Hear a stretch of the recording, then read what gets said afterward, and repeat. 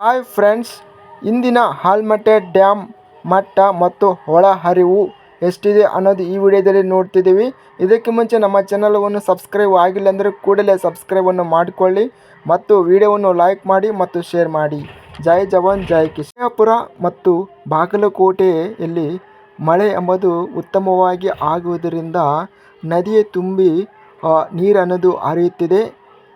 ಇದರಿಂದ ಜಲಾಶಯವು ದಿನದಿಂದ ದಿನಕ್ಕೆ ನೀರಿನ ಶೇಕಡ ಹೆಚ್ಚಿನ ಪ್ರಮಾಣದಲ್ಲಿ ಜಲಾಶಯಕ್ಕೆ ನೀರು ಅನ್ನೋದು ಬಂದು ಸೇರ್ತಾ ಇದೆ. ಈ ವಿಡಿಯೋದಲ್ಲಿ ಆಲ್ಮಟ್ಟಿ ಡ್ಯಾಮ್ ಮಟ್ಟ ಮತ್ತು ಒಳಹರಿವು ಪೂರ್ತಿ ಇನ್ಫಾರ್ಮೇಷನ್ ಈ ವಿಡಿಯೋದಲ್ಲಿ ನೀಡ್ತೇನೆ. ಹಲೋ ಫ್ರೆಂಡ್ಸ್, ಚಾನಲವನ್ನು ಸಬ್ಸ್ಕ್ರೈಬ್ ಮಾಡಿದ್ದೆ ವಿಡಿಯೋವನ್ನು ನೋಡ್ತಿದ್ದಾರೆ, ದಯವಿಟ್ಟು ಚಾನಲವನ್ನು ಸಬ್ಸ್ಕ್ರೈಬ್ ಆಗಿ ಮತ್ತು ವಿಡಿಯೋವನ್ನು ಸ್ಕಿಪ್ ಮಾಡದೆ ಪೂರ್ತಿಯಾಗಿ ನೋಡಿ. ಆಲ್ಮಟ್ಟಿ ಡ್ಯಾಮ್ ಗರಿಷ್ಠ ಜಲಾಶಯ ಮಟ್ಟ ಬಂದು ಇದು 519.60 ಮೀಟರ್ಸ್ ಅನ್ನೋದು ಇದೆ. ಇದಕ್ಕೆ ಇಂದು 509.71 ಮೀಟರ್ಸ್ ಅನ್ನೋ ನೀರನ್ನು ಹೊಂದಿದೆ.